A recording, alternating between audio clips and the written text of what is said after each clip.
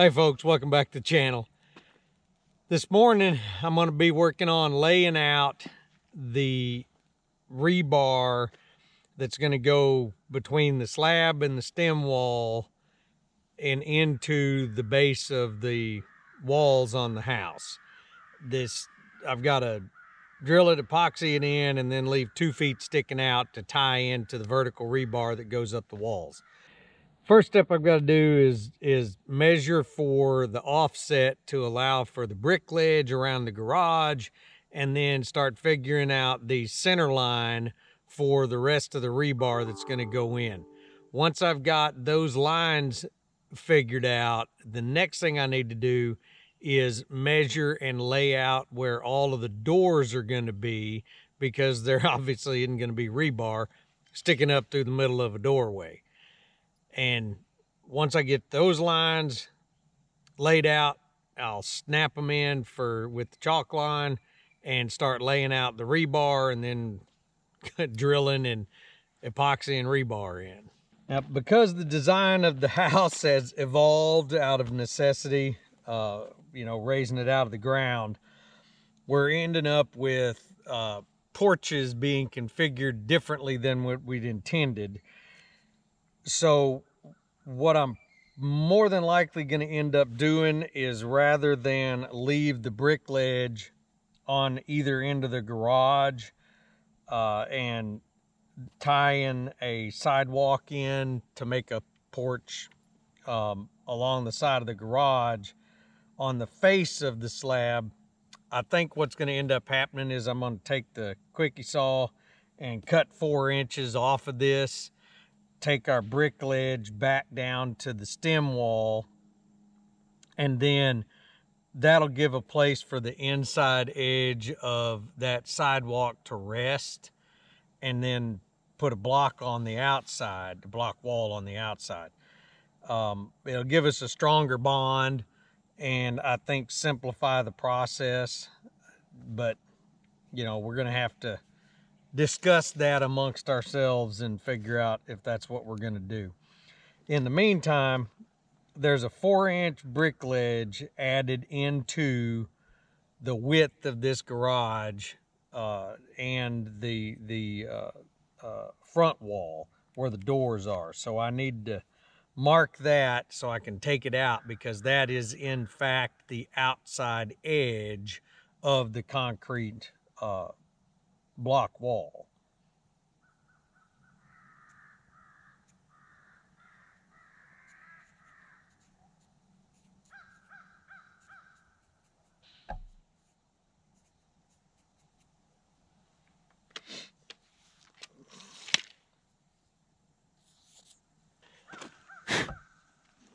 And this is the front corner.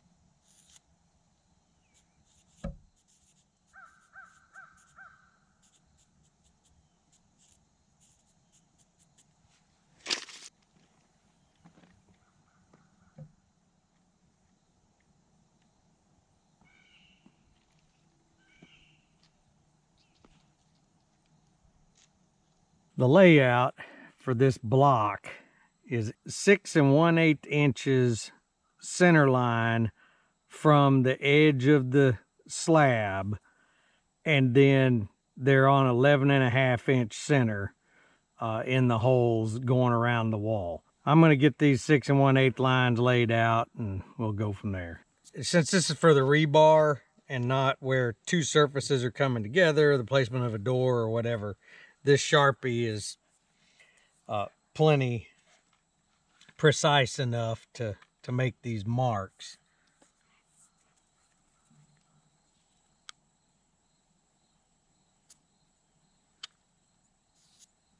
Because we're working with a tolerance of 5/8 of an inch. So on the garage, where I have to allow for the 4-inch brick ledge, our offset for center line on the rebar is not going to be 6 1/8. It's going to be 6 1/8 from that 4-inch offset, so it's actually 10 1/8. But I'm marking it at 6 1/8 to differentiate, to make sure we understand it's not the 5 1/8 inch mark. Since we're now trying to determine the best way to attach sidewalks to the ends of the garage, I pretty much decided that the best way to do this is to come back, and on the ends of the garage we're going to cut the brick ledge off that we cast into the slab, take it back down to the stem wall, and use that, well, it's going to be a 3.5 inch wide ledge to tie the sidewalk in to the garage structure. This is all kind of an adaptation because, like I said earlier, we were not planning on having elevated sidewalks and porches. We were planning on everything being, you know, attached to a slab on grade, so none of this was really going to have to be a consideration. I'm about to mark this and then attach these boards I'm going to use for a guide. Probably we'll just Tapcon those in, string out the water hose, and fire up the saw and start cutting this thing off.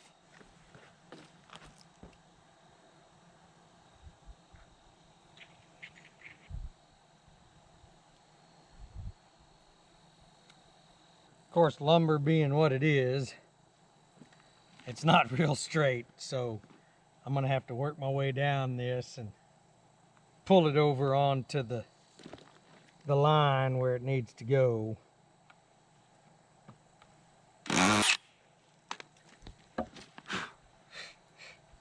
And these boards I'm using are 3.5 inches wide.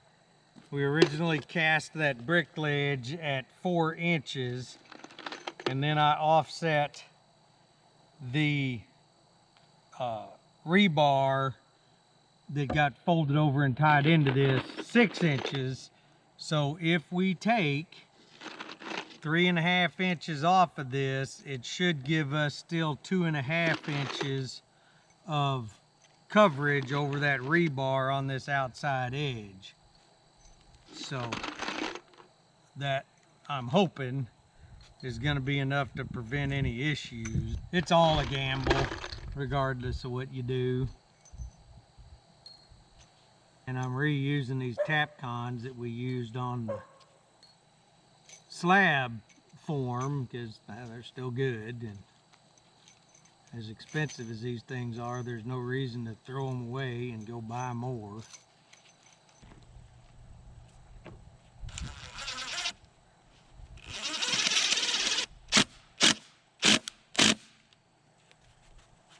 I don't know if I mentioned it, but the reason I'm using this thickness of board is the saw blade on the cutoff saw will cut just almost exact amount through this slab without going down into the stem wall if I rest it on this board on the drive belt housing of the saw.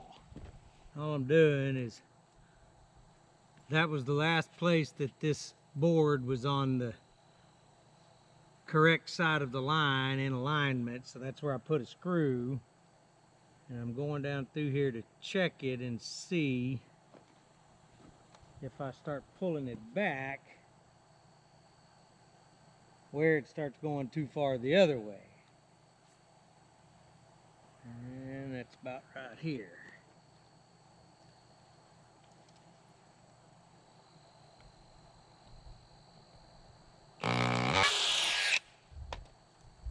And this doesn't have to be aesthetically perfect because it's going to be butted up against a sidewalk.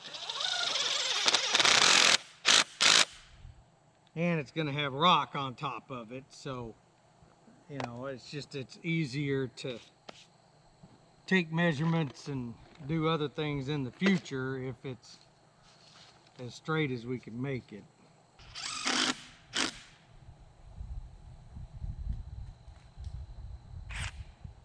If you're unfamiliar with these saws like this, the water should have a quick connect on it, and there should be a shutoff that doesn't allow water to flow until you connect it to the saw, to the male side of the saw. And then on the saw itself, there will be a water flow control valve.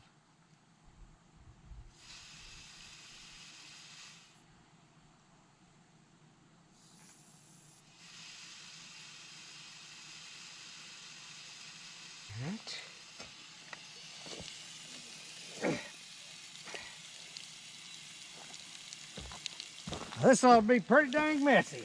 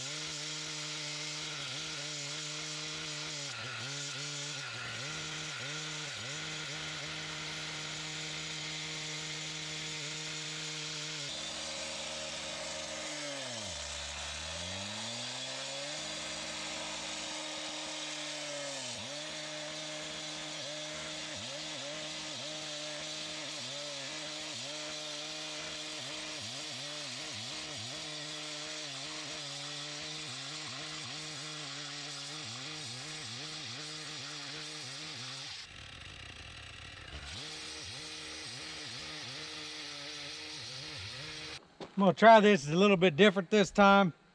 I'm gonna run it what I would consider to be backwards first, because I can see the leading edge of that blade against this guide better than I can the back of the blade in the cut. So I'm gonna run it backwards and then go back through following that guide cut that I made and see if that makes any difference.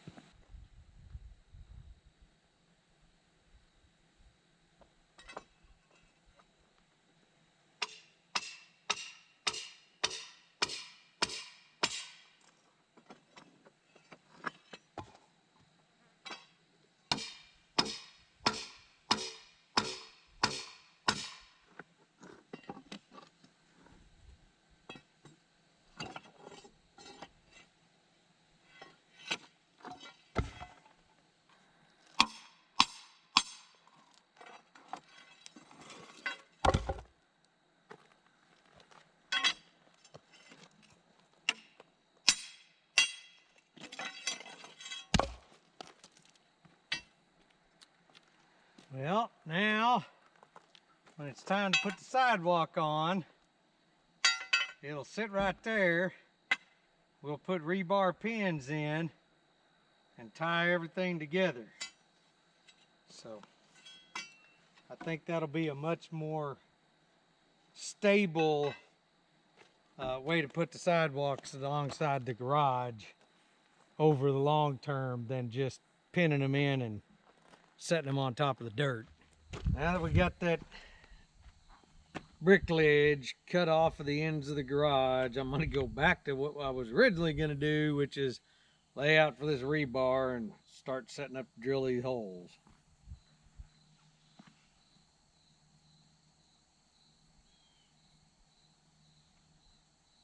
And see if I can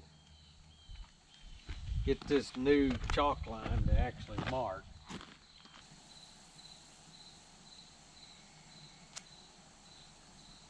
Yeah, like I said, this stupid thing didn't even mark down here.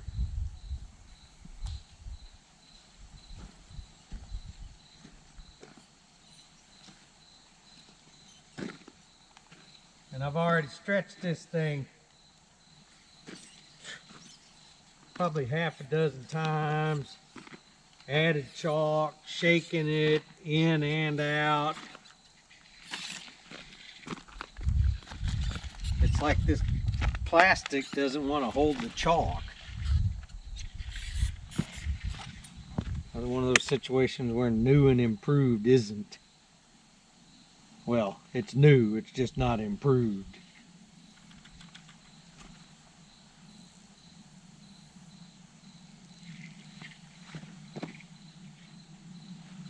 And if you shake it while it's coming out and do all of the things that you expect are going to work, still seems to be resistant to holding chalk.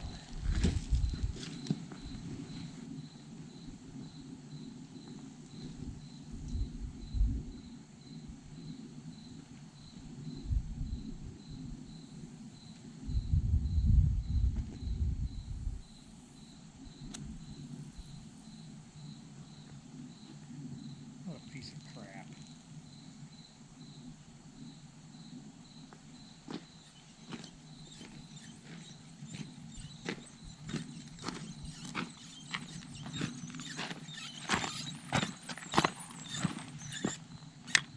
So, if you need a new chalk line, don't buy this DeWalt. Piece of junk.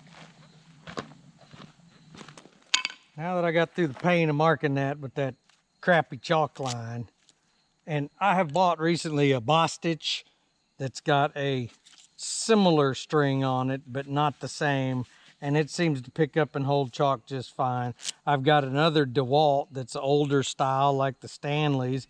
It's slow to wind up, but it's got a cotton string in it. It holds the chalk just fine. That thing's just aggravating as all get out. All right, so the rebar spacing to match the vertical holes in that block is 11.5-inch center. So I just made a little 11.5-inch block, and we'll go down through here and mark these things out.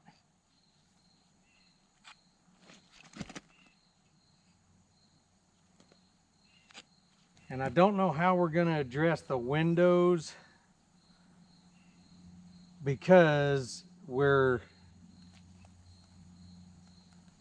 they're 5 foot by 5 foot windows, which means if we leave, you know, a foot at the top, we got an 8-foot ceiling. That means it's going to be 2 feet below the window.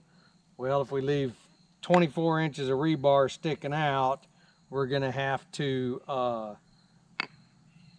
move the windows up, you know. So when the guys get here and we start putting the blocks up, we're going to have a discussion about placement of these windows.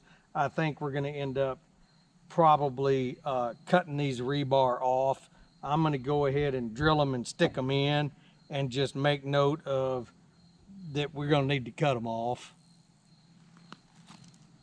Now, since we know that we don't need rebar in the middle of the front door, I'm gonna start at the other end and start marking toward the door, because I don't know what the spacing should be right up against the door opening.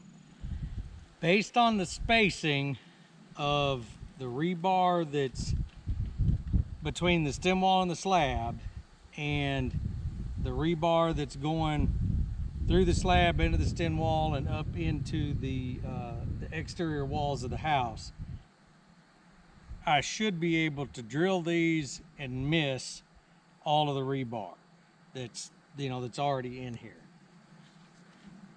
That may or may not work out, but that's what we're hoping for. This rebar is number 5, like pretty much everything else that we put in here. And I'm gonna drill the holes at 3/4 of an inch, which will give us roughly a 1/16 outside the diameter of the rebar for epoxy, and we're gonna epoxy these in. So I'm gonna try to drill straight holes and make it go quick.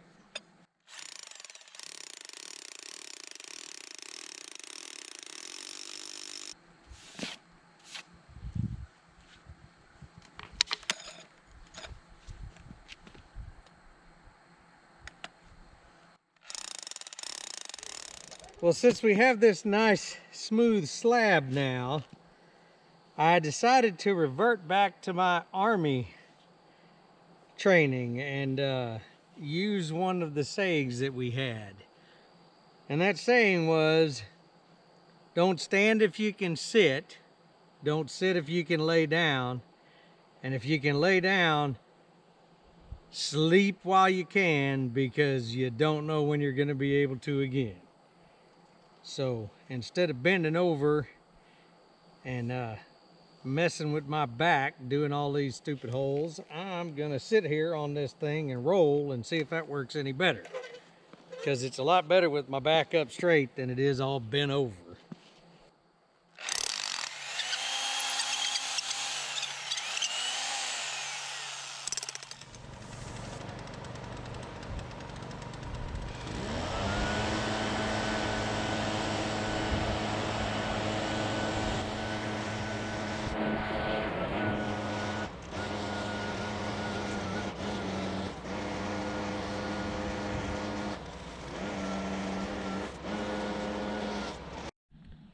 All right, to avoid the issue that we had putting the studs in for that column, I'm gonna do a little experimentation. I'm gonna put about 4 squirts of this in the hole, put a rod in there, and see how far up it comes. We're gonna try to figure out exactly how much we need for each hole, rather than having it pour out all over the place and then have to clean it up.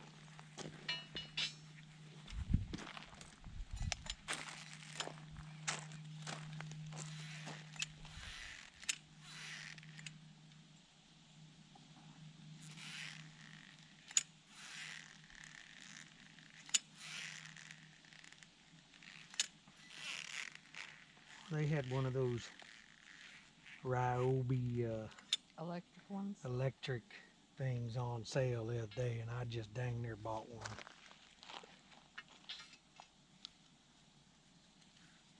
Are you gonna need a whammer? Nope. And we need about 3 squirts instead of 4. You want me to get a piece of cardboard and clean that up now? Yeah. Okay.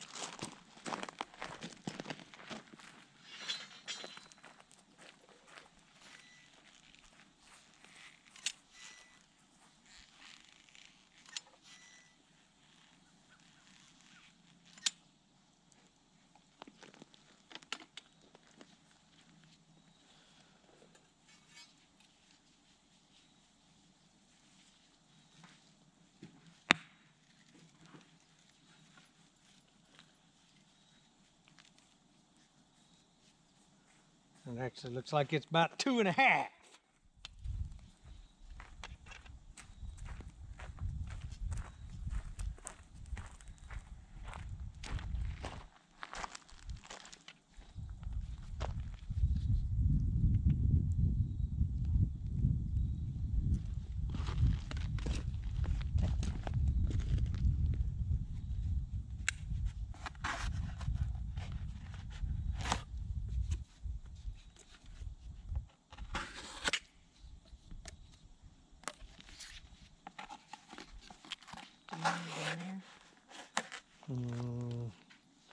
Well, we can. I planned on if there was some left over, coming back and getting those, but yeah, stick it in there. Because by default, that's left over.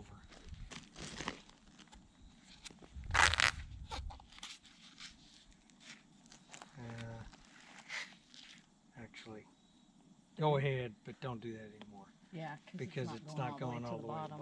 Yeah. I can get a baggie.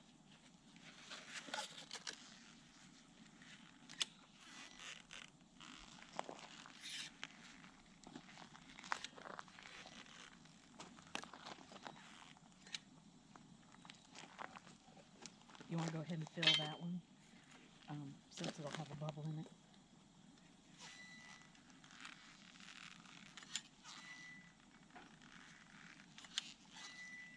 Okay, well, yeah.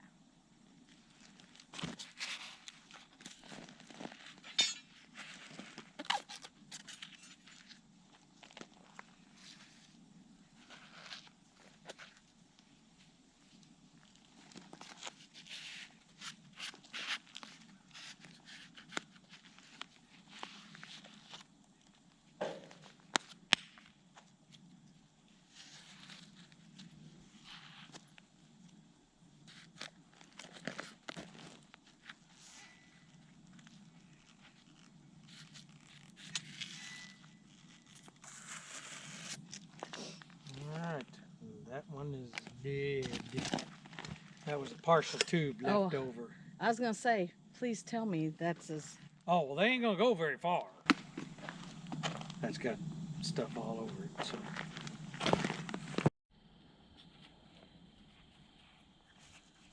After this tube, I'm going to give my hand a break. Okay. So you can eat some Doritos. Oh, that's probably not you, that's me.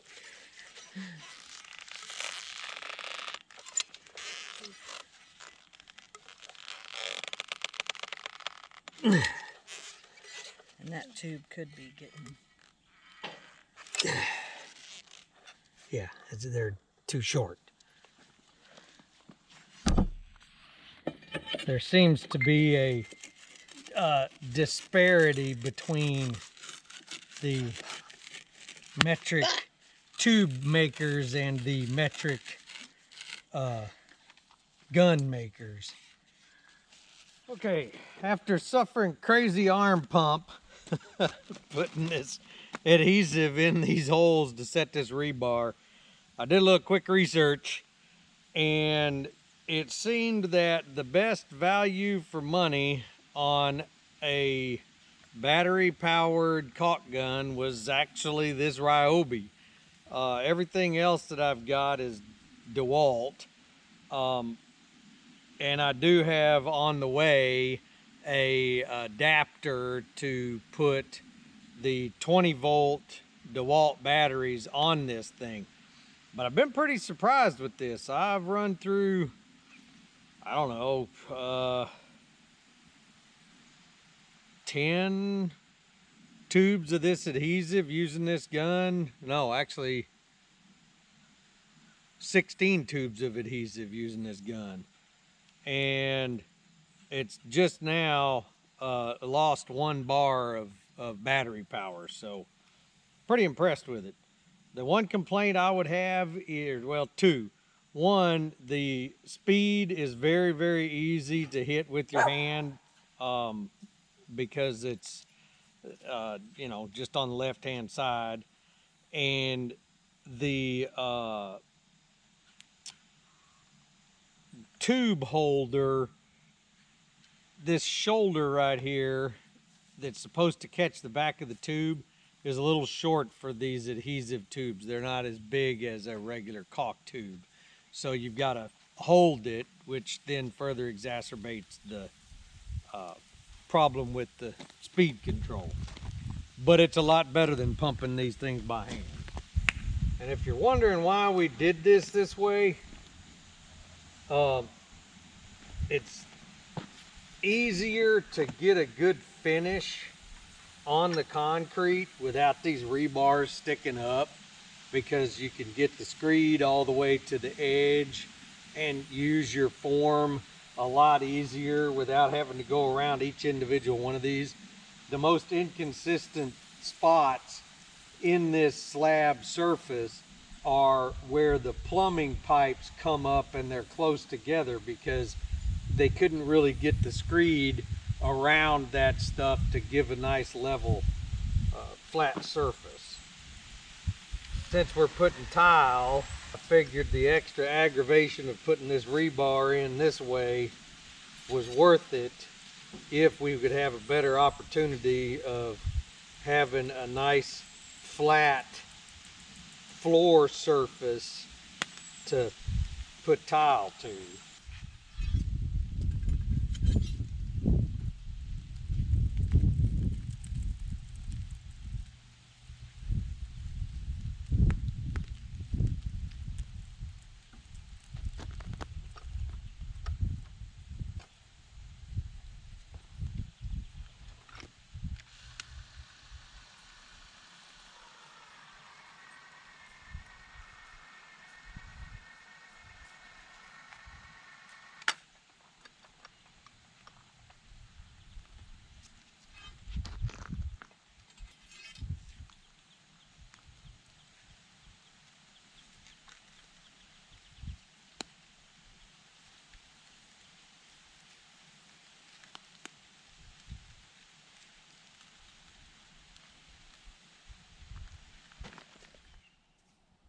All right, folks, I think that's going to wrap this video up for today. Thank you for watching, and y'all have a good day.